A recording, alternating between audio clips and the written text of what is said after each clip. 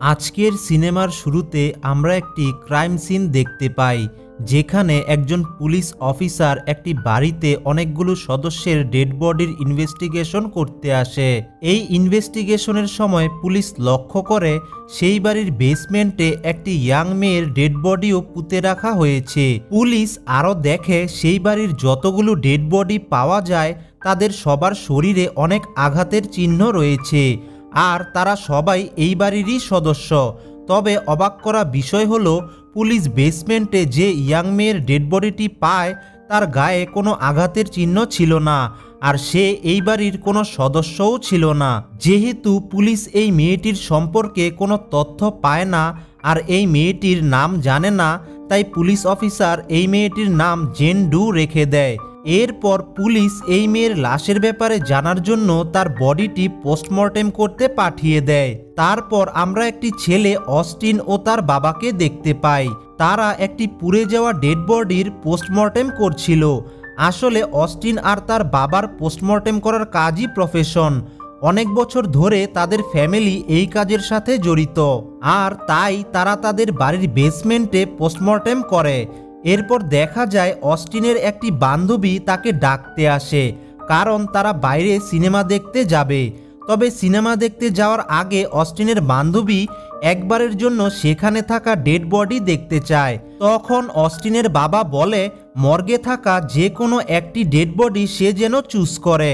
তাই অস্টিনের বান্ধবী একটি ডেড বডিকে চুজ করে। তবে সেই ডেড বডির পায়ে একটি ছোট্ট বেল বাঁধা ছিল। তখন অস্টিনের বান্ধবী সেই বেল বাঁধার কারণ জিজ্ঞেস করলে অস্টিনের বাবা বলে, প্রথম দিকে কিছু মানুষের ডেড বডি দেখে বোঝা যেত না যে মানুষটি সত্যিই মারা গেছে নাকি কোমায় চলে গেছে। সেজন্য তারা যে লোকেদের সন্দেহ করত যে তারা হয়তো কোমায় চলে গেছে, তাদের পায়ে এই বেল বেঁধে দেয়া হতো। যদি সেই লোক সত্যি বেঁচে থাকে তাহলে সে নড়াচড়া করলে এই বেলের সাহায্যে তারা বুঝতে পারবে যে সে বেঁচে আছে। আর অস্টিনের বাবা এই নিয়মটি এখনো ফলো করে। এরপর অস্টিন ও তার বান্ধবী সেখান থেকে বের হতে গেলে তারা দেখে পুলিশ জেন ডুর ডেড বডিটি নিয়ে তাদের বাড়িতে এসেছে। পুলিশ অস্টিনের বাবাকে বলে এই ডেড বডিটির পোস্টমর্টেম রিপোর্ট যে কোনো মূল্যে কাল সকালের মধ্যে যেন দিয়ে দেয়। তাই অস্টিন তার বান্ধবীকে বলে সে এখন তার সাথে সিনেমা দেখতে যেতে পারবে না, কারণ তার এখন তার বাবাকে এই বডিটি পোস্টমর্টেম করার কাজে সাহায্য করতে হবে। তাই অস্টিনের বান্ধবী চলে যায়। তারপর অস্টিন ও তার বাবা সেই বডিটি পোস্টমর্টেম করা শুরু করে। তখনই তারা একটা বিষয় দেখে খুবই অবাক হয়। তারা দেখে জেন ডুর হাতের কনুই ও পায়ের গোড়ালি ভাঙা রয়েছে, আর তার একটি দাঁত মিসিং। তবে তা সত্ত্বেও তার বডিটি এখনো তাজা রয়েছে। এর মানে তার ডেড বডিতে একটিও আঘাতের চিহ্ন নেই। তাই এখন এই রহস্য জানার জন্য তারা জেন ডুর ডেড বডিটি কেটে দেখে। তারা দেখে জেন ডুর বডির ইন্টারনাল পার্ট ভীষণ রকম ভাবে পুড়ে গেছে, তবে বাইরে থেকে তাকে দেখে খুবই তাজা মনে হয়। এখন এটাই অবাক করা বিষয় যে ইন্টারনাল পার্ট এত ড্যামেজ হওয়া সত্ত্বেও বাইরে থেকে সে কিভাবে এত তরতাজা।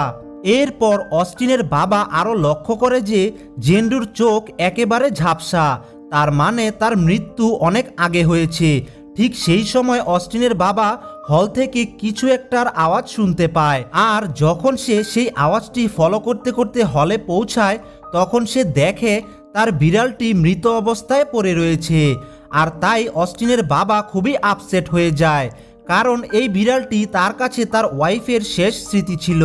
এরপর অস্টিনের বাবা পরীক্ষা করার সময় জেন ডুর পেটে এমন একটি উদ্ভিদ দেখতে পায় যেটি যে কোনো বডিকে পুরোপুরি প্যারালাইজড করে দিতে পারে। অস্টিনের কাছে সবকিছুই কেমন যেন লাগছিল, তাই সে তার বাবাকে বারবার এই পোস্টমর্টেমটি রেখে দিতে বলে। সে বলে এটা কালকেও করা যাবে, কিন্তু যেহেতু তার বাবা পুলিশকে সকালেই রিপোর্ট দিবে তাই সে বন্ধ করে না। এরপর দেখা যায় পোস্টমর্টেম করতে করতে জেন ডুর পেট থেকে তারা সেই মিসিং দাঁতটি একটি কাপড়ে মোড়া অবস্থায় পায়। এখন এটা দেখে অস্টিন ও তার বাবা একেবারে অবাক হয়ে যায়, কারোর দাঁত তুলে সেটাকে কাপড়ের ভেতরে মুড়ে তাকে খাওয়ানোর মানে তারা বুঝতে পারে না। তারপর অস্টিনের বাবা আস্তে আস্তে জেন ডুর বডি থেকে চামড়া আলাদা করে। তারা দেখে জেন ডুর বডিতে কালো রঙের কিছু অদ্ভুত সিম্বল ও লেখা রয়েছে, আর এই লেখাগুলি সেই রকম সিম্বল যেটি সেই দাঁত মোড়ানো কাপড়ের মধ্যে ছিল। তখনই হঠাৎ সেখানের সমস্ত লাইট অফ হয়ে যায় এবং সমস্ত বাড়িটি অন্ধকার হয়ে যায়। যখন অস্টিনের বাবা একটি টর্চের আলো ধরায় সে দেখে সেই মর্গে থাকা জেন্ডুর বডিটি ছাড়া অন্য সব বডি গায়েব হয়ে গেছে। ঠিক তখনই সেখানে অস্টিনের বাবাকে কেউ আঘাত করে, যার কারণে অস্টিনের বাবা খুব আহত হয়ে পড়ে। তাই অস্টিন ও তার বাবা সেখান থেকে পালানোর চেষ্টা করে, তবে তারা দেখে বাড়ির লিফট কাজ করছে না এবং তাদের মোবাইলের নেটওয়ার্কও পাওয়া যাচ্ছে না। আর বেসমেন্টের আরেকটি দরজা বন্ধ রয়েছে, কারণ বাড়ির বাইরে খুব জোরে তুফান চলছে আর সেজন্য একটি বিশাল বড় গাছ সেই দরজার উপর পড়ে আছে। এখন এসব দেখে তারা বুঝতে পারে তাদের সাথে এই সমস্ত কিছু জেন্ডুর বডিটি আসার পর থেকেই ঘটছে। তাই তারা আবার সেই মর্গের রুমে যায় এবং সেখানে গিয়ে জেন্ডুর ডেড বডিটিতে আগুন ধরিয়ে দেয়, যেন তাদের সাথে ঘটা সমস্ত প্রবলেম ঠিক হয়ে যায়। কিন্তু দেখা যায় ঘটনা বিপরীত দিকে চলে যায়। তারা দেখে জেন্ডুর বডির আগুন সারা বাড়িতে ছড়িয়ে পড়ে। তাই অস্টিন বাধ্য হয়ে আগুন নেভানোর যন্ত্র দিয়ে আগুন নিভিয়ে দেয়। তারপর দেখা যায় জেন্ডুর বডিটি সেম আগের মতোই রয়েছে। এটা দেখে তারা আরো ভয় পেয়ে যায়। আর ঠিক সেই সময় তারা লিফট চলার শব্দ শুনতে পায়। তাই তারা লিফটের ভেতর দৌড়ে চলে যায়, কিন্তু লিফটের দরজা আটকে যায়, কোনোভাবেই বন্ধ হচ্ছিল না। আর ঠিক তখনই তারা সেই ছোট্ট বেলের আওয়াজ শুনতে পায়, যেটি ডেড বডির পায়ে লাগানো ছিল।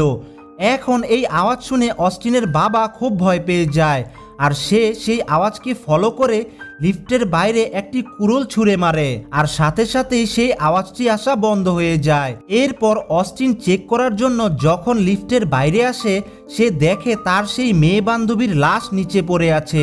আসলে অস্টিন তার বান্ধবীকে বলেছিল তারা রাতের শোয়ে সিনেমা দেখতে যাবে, তাই তার বান্ধবী তাকে ডাকতে এসেছিল।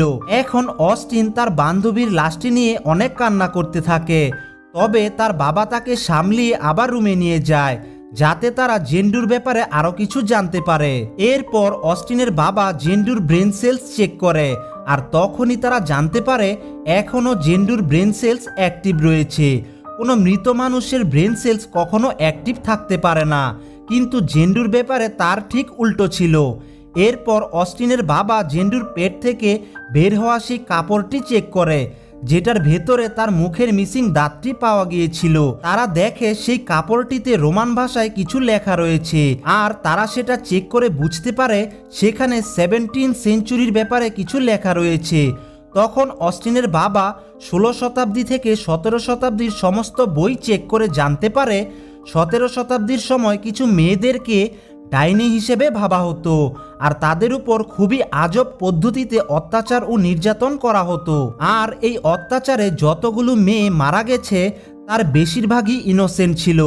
তখন অস্টিনের বাবা বুঝতে পারে জেন্ডুর মৃত্যু রিসেন্টলি হয়নি, তার মৃত্যু হয়েছে 17 সেঞ্চুরিতে।